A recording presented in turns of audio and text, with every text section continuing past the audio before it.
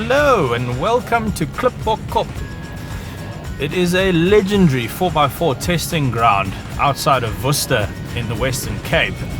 And we're here because we've organized a massive bakkie shootout.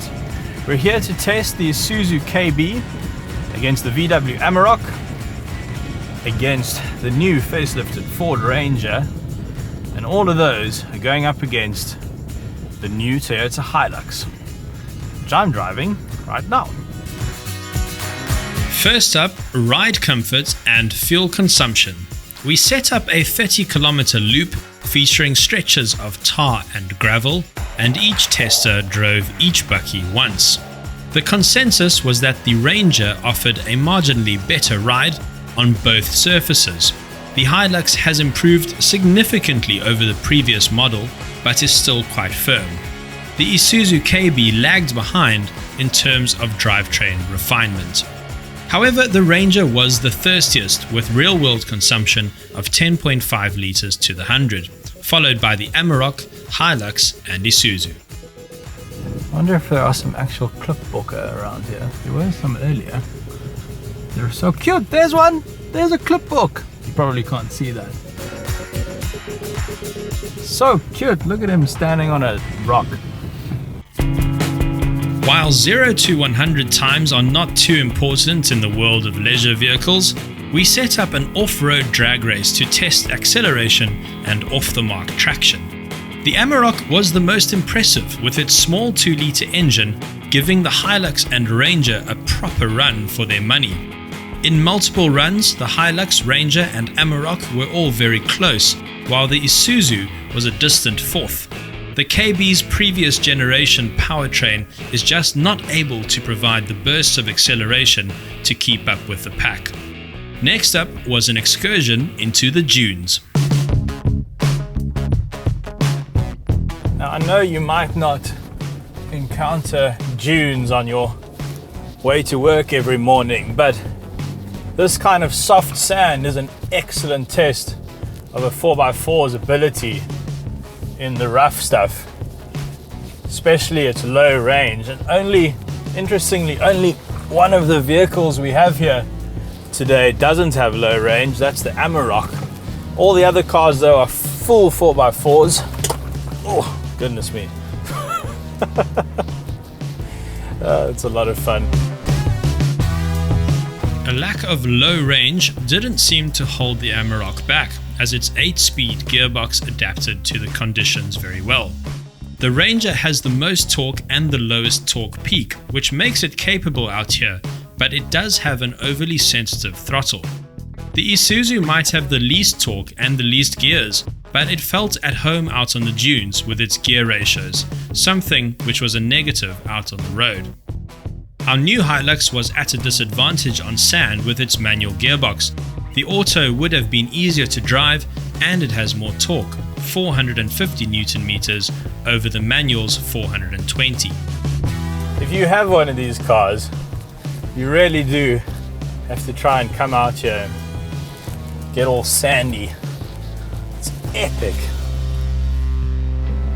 A feature making its way into bakkies from the world of SUVs is downhill assist control. Now the new Toyota has it, the Ford has it, the Isuzu doesn't have, and the Amarok has a clever system where you can adjust the speed of the downhill assist control. It works by using the ABS and the gearing to maintain a very steady pace when you're going down a steep slope, and it really works. And I can barely stand on this slope.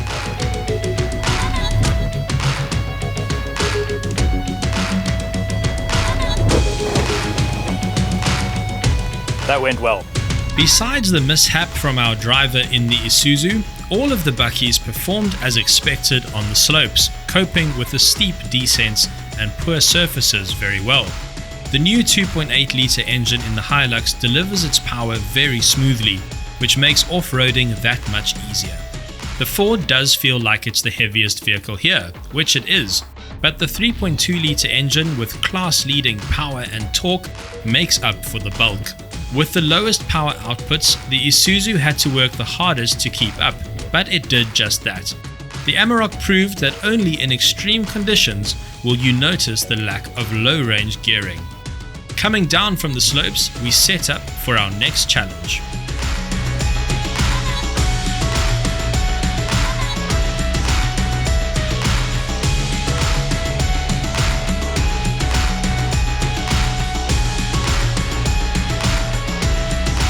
Welcome to the quarry at Klipbokop, where we have devised an exercise to test wheel articulation. Now we're using the new Hilux as a benchmark.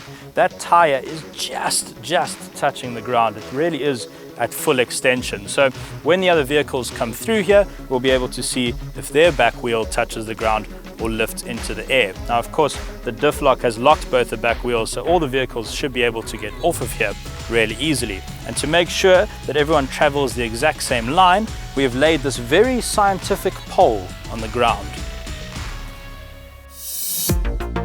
The Hilux's wheel articulation is complemented by its impressive approach angle thanks to a slightly oddly shaped nose. Next up was the Amarok. It seems to be the most road-biased bakkie here, and its articulation seemed to be just shorter than the Hilux. It must be noted that our test unit was fitted with a Volkswagen-approved aftermarket lift kit, which we would recommend as it greatly improves the Amarok's capability. Next up was the Isuzu. The KB performed well here, easily matching the new Hilux. And lastly, the Ford Ranger. This was interesting as the heavy engine up front pulled the whole car over, lifting the rear off the ground, which isn't ideal.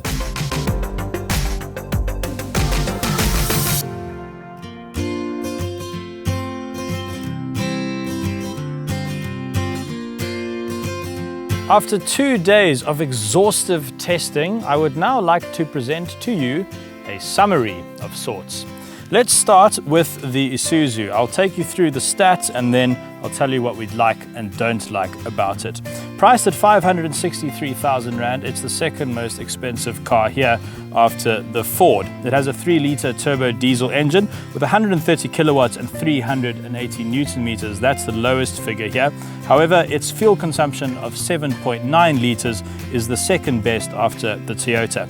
It only has a 5-speed auto, but it does have a decent 5-year warranty and 5-year service plan.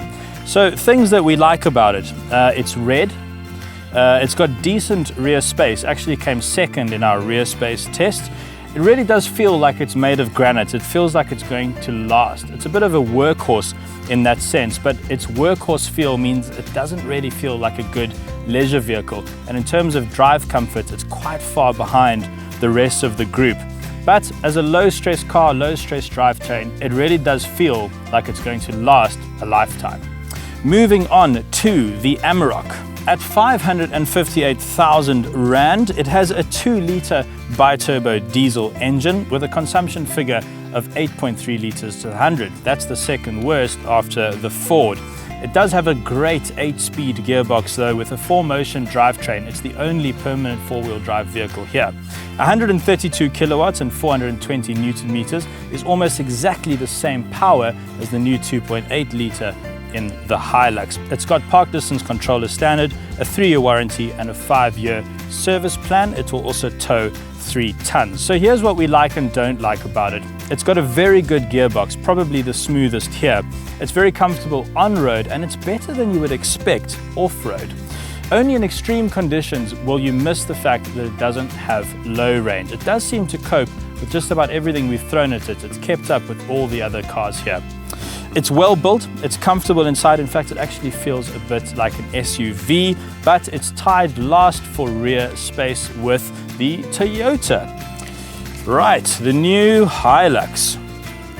At 547,900 Rand, it is the cheapest double cab bakkie here. Also has the best consumption figure of 7.6 litres to the 100 from its new 2.8 litre diesel engine. 130 kilowatts, 420 newtons, as I mentioned earlier, same as the Amarok. It's got 7 airbags, a 3-year warranty, and a 5-year service plan. Here's what we like about it, what we don't like. The power delivery is excellent. The new 2.8 litre is a peach. We're really not going to miss the 3 litre D4D. Very quiet in the cabin as well. The refinement is very good on the Toyota. It's got a good looking dashboard, although we're not so convinced about some of the ergonomics.